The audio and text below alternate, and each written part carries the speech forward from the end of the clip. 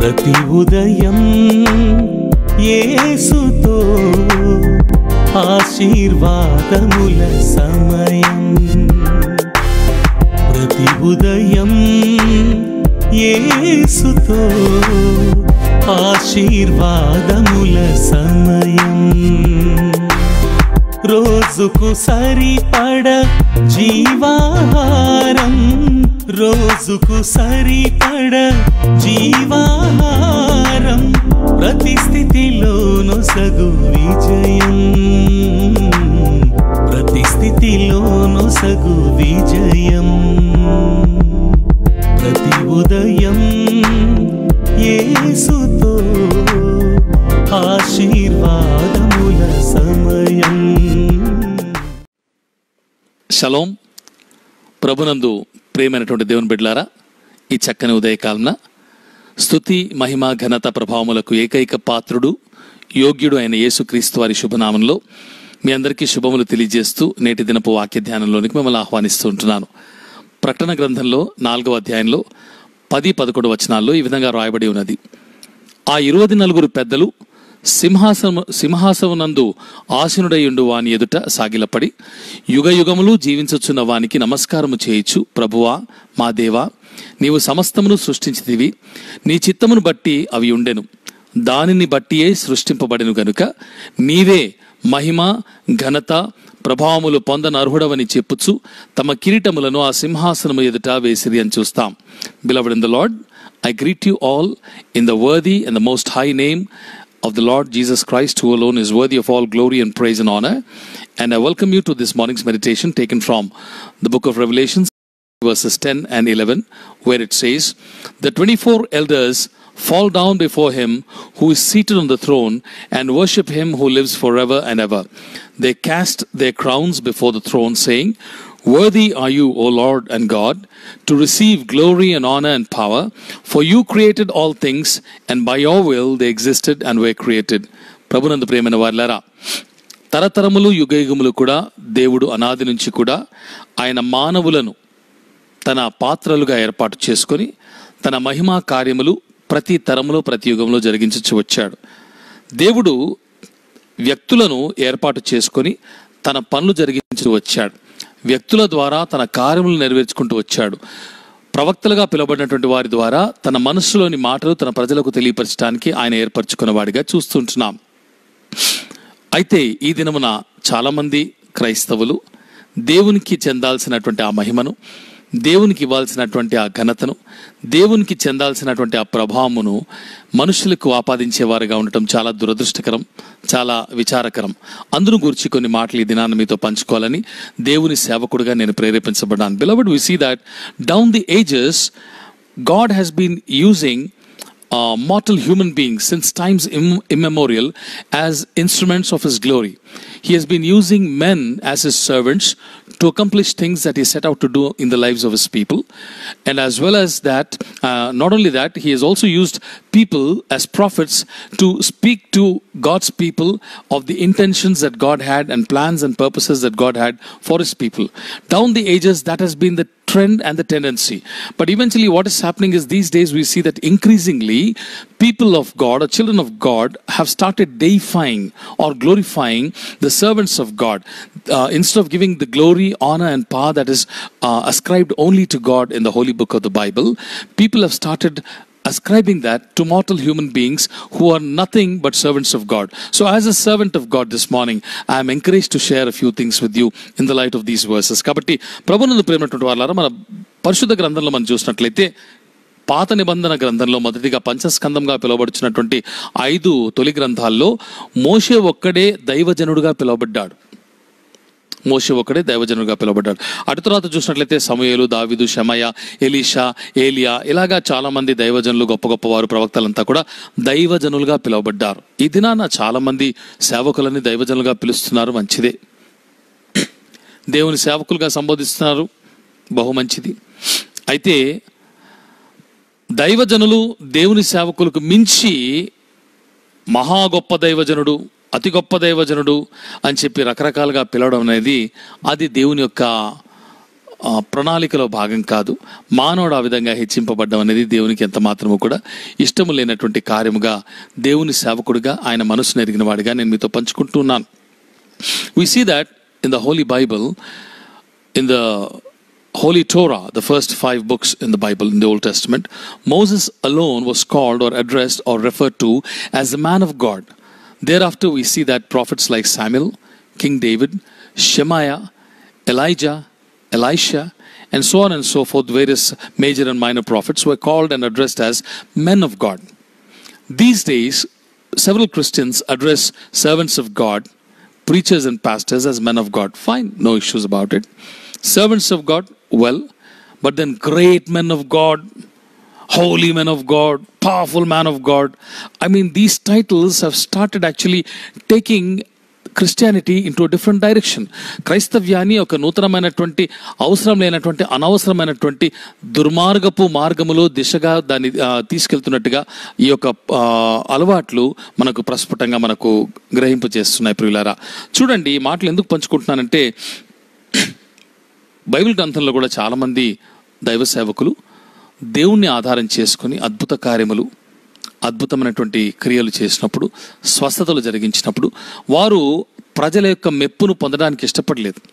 ఆ మెప్పు, మహిమ, ఘనత కేవలం దేవునికి మాత్రమే ఇవ్వాలని చెప్పి ప్రజల్ని హెచ్చరించినటువంటి సందర్భాలు కొన్ని మీతో పంచుకొని నేను క్లుప్తంగా ఈ దినపు వాక్యాలు ముగిస్తాను. అపొస్తలుల కార్యములు 3వ అధ్యాయంలో 12-16 వచనాలు మనం చూసినప్పుడు, అక్కడ పేతురు, యోహానులు ఒక దినాన దేవాలయానికి ఎక్కిపోచినప్పుడు పుట్టుక మొదలుకొని ఒక వ్యక్తి కుంటివాడుగా ఉన్నట్టుగా చూస్తాము. ఆ వ్యక్తి నడవలేని స్థితిలో ఉన్నప్పుడు ఆ వ్యక్తిని చూచి, ఆ వ్యక్తి వీరిద్దరిని చూచి పేతురు, యోహాన్లు తనకేమైనా సహాయం చేస్తారేమో అని చూసినప్పుడు పేతురు, యోహాన్లు వండుకొని, పేతురు అంటాడు, వెండి బంగారం నా ఎదురు లేవు కానీ నజరేయుడైన యేసుక్రీస్తు నామంలో లేచి నడవమని చెప్పి చేయి పట్టుకున్న అతను లేపగా అతడు దిగ్గున లేచి నిలబడి ఎగిరి గంతేస్తూ దేవాలయంలోనికి వారితో పాటు వెళ్ళి ప్రభువును మహింపరిచినట్టుగా చూస్తాం. అప్పుడు అక్కడ చుట్టుపక్కల ఉన్న ప్రజలంతా కూడా ఆశ్చర్యపోయి వారి వైపు చూచినప్పుడు పేతురు అంటాడు, ఇశ్రాయేలీయులారా, మీరు వీని విషయమై ఎందుకు ఆశ్చర్యపడుచున్నారు? మా సొంత శక్తి చేతనైనను భక్తి చేతనైనను నడవను వీనికి బలమిచ్చినట్టుగా మీరెందుకు మాతటు తేరి చూచుచున్నారు? అబ్రహాము, ఇస్సాకు, యాకోబు అని వారు దేవుడు అనగా మన పితరుల దేవుడు తన సేవకుడైన యేసును మహిమపరిచి ఉన్నాడు అంటూ, ఆయన నామమందలి విశ్వాసము మూలముగానే ఆయన నామమే మీరు చూచి ఎరిగి ఉన్న వీనిని బలపరిచెను. ఆయన వలన కలిగిన విశ్వాసమే మీ అందరి ఎదుట వీనికి పరిపూర్ణ స్వస్థత కలుగజేసెను అన్న మాట అక్కడ రాయబడినట్టుగా మనం చూస్తాం. Beloved in the Lord, we see in Acts chapter 3 an incident which actually gives us an understanding of how men of God in the past treated the undue attention showered upon them by people when they healed sick people, when they did glorious deeds in the name of God. They never liked to receive any kind of appreciation or adulation from people because they knew that God alone was worthy of it, and they were only vessels or instruments of God being used in such a manner. One such incident is from Acts of the Apostles, chapter 3, where Peter and John were going up to the temple one day, and at that point there's a gate of that temple which is called Beautiful Gate. వాస్తవానికి ఆ యొక్క దేవాలయపు ద్వారం అక్కడ ఉన్నటువంటి పేరేంటంటే, తెలుగులో దురదృష్టవశాత్తున దాన్ని తప్పుగా తర్జుమా చేశారు. శృంగారమును దేవాలయపు ద్వారమునొద్ద వాడు ఉన్నట్టుగా రాయబడి ఉంటుంది. శృంగారం కాదు, వాస్తవానికి ఇంగ్లీష్లో ఉన్నటువంటి మాట ఏంటంటే బ్యూటిఫుల్. ఆ గేట్ యొక్క పేరు, ఆ ద్వారం యొక్క పేరు, దేవాలయపు ద్వారం యొక్క పేరు బ్యూటిఫుల్. అంటే తెలుగులో దాని తర్జుమా ఏ విధంగా ఉండాలంటే, సౌందర్యం అను దేవాలయపు ద్వారము యొద్ద వాడు ఉండెను అని మనం చూడాలి. అయితే శృంగారం అని రాశారు కాబట్టి మన గ్రామాల్లో కొంతమంది శృంగారమును దేవాలయం అని, దేవాలయానికి ఏకంగా శృంగారం అని పేరు పెట్టారు. వాస్తవానికి శృంగారం అనేది అంతగా వినటానికి బాగోదు, ఎందుకంటే శృంగారం అంటే రొమాన్స్, రతికి సంబంధించినటువంటి మాట. అయితే ఇక్కడ సౌందర్యం గురించి మాట్లాడుతున్నారు. Anyway, so as they go up to the temple, they find a man who's been crippled and lame from his childhood, from his birth. So when he looks at Peter and John, he says, gold and silver I have none, but in the name of Jesus Christ of Nazareth, I command that you get up and walk. And saying so, he stretches forth his hand, lifts up the lame man, and the man jumps up in joy, and his feet are strengthened, and he enters into the temple along with Peter and John, praising God. So the people around are astounded And they stare at John and Peter, amazed at what they have done. And then Peter speaks to them in verse 12, saying that, "Men of Israel, why do you wonder at this? Or why do you stare at us as though by our own power or piety we have made him walk? The God of Abraham, the God of Isaac, and the God of Jacob, the God of our fathers, glorified his servant Jesus." Saying so, he says, "And his name, by faith in his name, has made this man strong, whom you see and know. And the faith that is through Jesus has given the man this perfect health in the presence of you all." Peter and John refused to accept the undue adulation showered upon them by the onlookers because of what they have done. They believe that the miracle that they have been able to accomplish was only because of faith in Jesus Christ and because of the name of Jesus Christ, nothing of their of own power or might. They have accomplished that only through the power of Jesus Christ. కాబట్టి వాళ్ళ శక్తి చేత కానీ వాళ్ళ భక్తి చేత కానీ వాళ్ళు ఏమీ చేయలేదని గ్రహించి పేతురు యోహాన్లు ఆ యొక్క మహిమ ఘనత ఎవరికి ఆపాదించారండి? యేసుక్రీస్తుకు ఆపాదించారు. ఆయన నామమునకును ఆ నామమందు విశ్వాసం ఉంచడం వల్ల జరిగిందని చెప్తారు. అలాగే అపొస్తలుల కార్యాల్లోనే 10వ అధ్యాయంలో కూడా చూసినప్పుడు, in the same book of Acts of the Apostle, chapter 10, we see that in verse 26, Peter, when he goes to the house of Cornelius is a centurion in the Italian cohort, and when Peter goes there, Cornelius, actually being a centurion, is not supposed to fall at anybody's feet. He's only supposed to salute someone.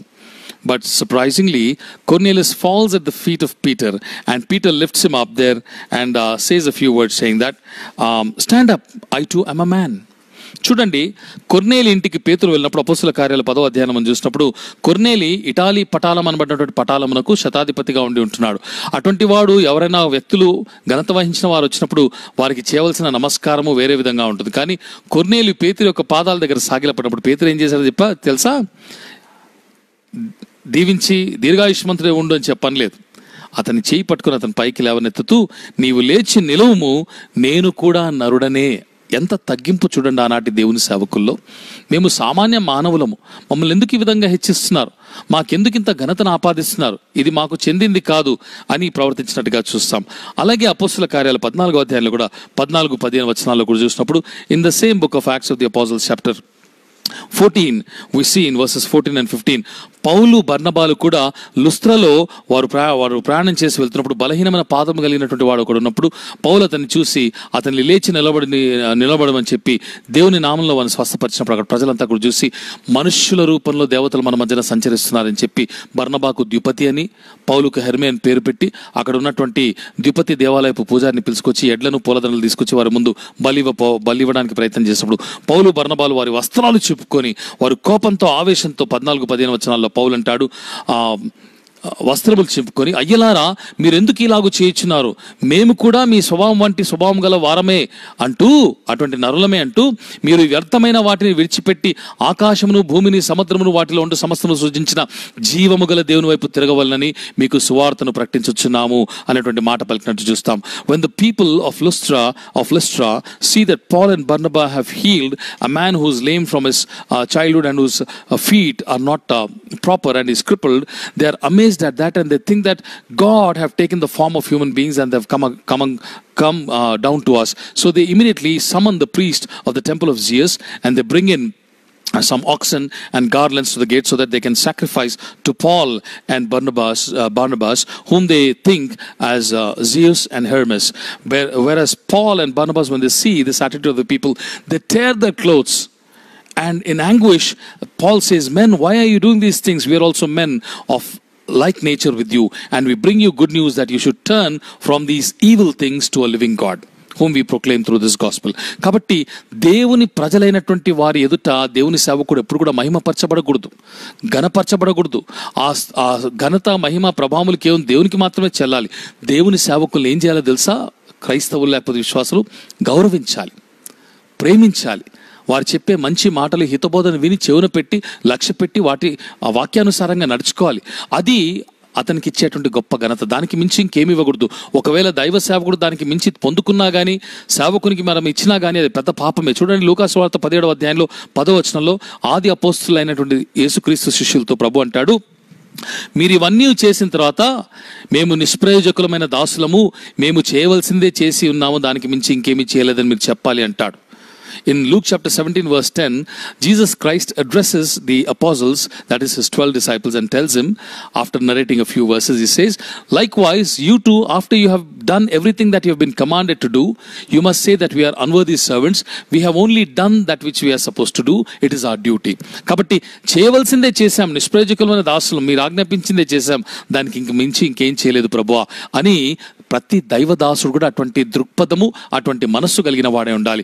ఏదో మేము గొప్పలు చేసేసాం, మేము ప్రార్థిస్తే స్వస్థతలు జరిగిపోయాయి, మేము చేతులు పెట్టి ప్రార్థన చేస్తే దయ్యాలు వెళ్ళిపోయాయి, మేము ప్రార్థన చేస్తే వారి సమస్యలు తొలగిపోయాయి, మేము ప్రార్థన చేస్తే వాళ్ళకు ఆశీర్వాదము, ఐశ్వర్యం వచ్చేసింది, మా జాకెట్తో, మా కోట్తో వాళ్ళని కొడితే వాళ్ళకు ఉన్నటువంటి సమస్యలు దూరం అయిపోయి, పనికిమాలిన పనులు ఇవన్నీ కూడా దేవుని నామానికి దూషణ కలిగజేసేటువంటి పనులు. అది ఘోరమైన పాపం. మానవులు ఎవరైనా ఆ విధంగా సేవకుల్ని పైకెత్తితే అది వారికి శాపము. సేవకుడు ఎవరైనా దాన్ని తమ సొంత గంతగా భావిస్తే అది వారికి శాపము. కనుక ప్రభువునందు ప్రేమ వల్ల అటువంటి తలంపులు, అటువంటి ఆలోచన, అటువంటి దృక్పథం మనకు ఉండరాదని ఉదయకాలం తెలియజేస్తూ, మీరు మహిమపరచవలసింది, మీరు ఆరాధించవలసింది జీవము గల దేవుణ్ణి మాత్రమే. పరలోకమందున్నటువంటి ఆ యొక్క సన్నివేశాన్ని మనం మొదట చూసాం. ప్రకటన గ్రంథంలో 4వ అధ్యాయంలో చూసాం కదా, 10-11 వచనాల్లో అక్కడ ఉన్నటువంటి 24 పెద్దలు ఏం చేశారట, దేవుణ్ణి నువ్వు మాత్రమే మహిమ ఘనతకు ప్రభావముకు యోగ్యుడు, ఎందుకంటే సమస్తము సృష్టించిన వాడు నీవే అని చెప్పి తమ కిరీటములు ఆయన ఎదుట పారవేశారు. ఇది నాన్న ప్రభు నన్ను ప్రశ్నిస్తున్నాడు.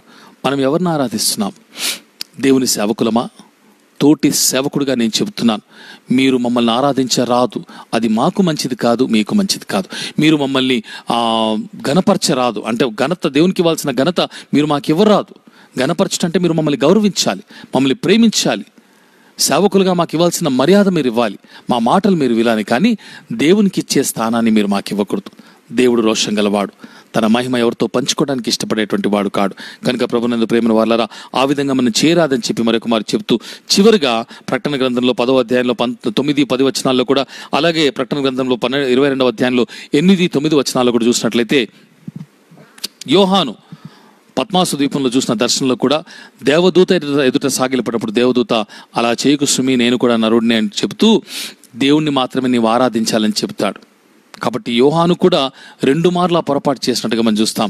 We see that even John in Revelation chapter 19 verses 9 and 10 and Revelation chapter 22 verses 8 and 9, in the vision that he sees of heaven, he falls at the feet of the angel when the angel says, please don't do that, get up, because even I also am like one of your brothers, I'm one amongst you. Worship God, not me. So we need to worship God, not men of God. We can respect them, we can love them, we can listen to their words and correct our footsteps, but we can never give the glory of God to any man in this world. Never glorify God's servants. We are only unworthy servants, as the Lord has asked us to say in Luke chapter 17 verse 10. If we glorify men of God or servants of God equally on par with God, it's a great sin, and it is a curse both to that man of God as well as the people who do that. Therefore, beloved, let us be wise and keep away from such things. జ్ఞానం కలిగి మనటువంటి పాప శాపాలకు గురి కాకుండా దేవునికి ఆపాదించాల్సిన మహిమ ఆయనకు మాత్రమే ఆపాదించి, మనుష్యులను సేవకులను కాకుండా దేవుని సేవకుడు, సర్వెంట్ ఆఫ్ గాడ్, ఆయన పనివాడిగా మాలాంటి వారిని ఎంచి దేవుణ్ణి మాత్రమే ఆరాధించాలని మీకు అందరికీ మరొక మారు సవినయంగా తెలియజేసుకొచ్చు నా మాటలు ముగిస్తున్నాను. ప్రభు మిమ్మల్ని బహుగా దీవించి ఆశీర్వదించి అటువంటి పాపంలో మీరు కానీ నేను కానీ నా అలాంటి తోటి సేవకులు కానీ పడకుండానట్లు కాపాడునుగాక. ఆమెన్. రండి కలిసి ప్రార్థన చేసుకుందాం. ప్రేమగల తండ్రి, దయగల మా ప్రభా, మీకు స్తోత్రాలు. ఉదయకాలం నాయన, సేవకులను నీతో సమానంగా ఎంచరాదన్న విషయాన్ని మాకు జ్ఞాపకం చేశావు. ఈ దినముల్లో నా తండ్రి చాలా స్థలముల్లో, అనేకమైనటువంటి మందిరాల్లో, అనేకమైనటువంటి నా తండ్రి సంఘాల్లో సేవకులను నా తండ్రి దేవునితో సమానంగా చూస్తారు. ఆ సేవకుడు ఒక మాట అంటే పట్టజాలని కోపంతో రగిలిపోతుంటారు. దేవుణ్ణి దూషించినా కానీ సహించుకుపోతారేమో కానీ వారి సేవకుడిని ఎవరైనా ఏమనంటే తట్టుకోలేని పరిస్థితిలో ఉంటున్నారు. ఆ స్థానము నా తండ్రి నీది నా ప్రభా. ఆ ఉన్నతమైన స్థానము కేవలం నీకు మాత్రమే ఇవ్వాలి. ఎందుకంటే సర్వ సృష్టికర్తవు నీవు, మా కొరకు ప్రాణం పెట్టిన వాడవు నీవు. నీతో సమం ఎవడు నా తండ్రి? మేము ఏ పాటివారమయ్యా నీ యొక్క ఘనతను దొంగిలించడానికి ప్రభా, అది మాకు శాపమని మరొక మాకు జ్ఞాపకం చేసావు. కనుక నాలాంటి సేవకులు అటువంటి ఆలోచనలు ఎవరైనా ఉన్నట్లయితే వారిని సంధించండి ఉదయకాలంలో నా తండ్రి. అలాగే నా తండ్రి అనేక మంది విశ్వాసులు నాలాంటి సేవకుల్ని నా తండ్రి నీతో సమానంగా ఎంచేటువంటి మనస్సు కలిగిన వారైతే వారితో మీరు మాట్లాడండి. అది తప్పు అని వారికి తెలియపరచండి ప్రభా. అటువంటి పాపంలో పడకుండా కేవలం సేవకుల్ని మేము ఘనపరిచి, ప్రేమించి, సన్మానించి ధ్యానించి వారి మాటలు వింటూ వాక్యానుసారంగా జీవించలాగున మీ సేవకుల్ని నీ యొక్క పాత్రలుగా ఎంచిన తండ్రి, నీ యొక్క వెహికల్స్గా గుర్తించి మేము మా జీవితాలు ఆ విధంగా నడిపించుకోవడానికి కావాల్సిన జ్ఞానం మాకు దయచేయమని, సమస్త ఘనత మహిమ ప్రభావములు మరొకమారు కేవలం నీకు మాత్రమే ఆపాదించుకుంటూ మా రక్షకుడు మా ప్రభువైన యేసు నామములో ప్రార్థన చేసి స్తుతించి పొందినాము తండ్రి. Amen. Have a wonderfully blessed day. God bless you all. Shalom. ప్రతి ఉదయం యేసుతో ఆశీర్వాదముల సమయం.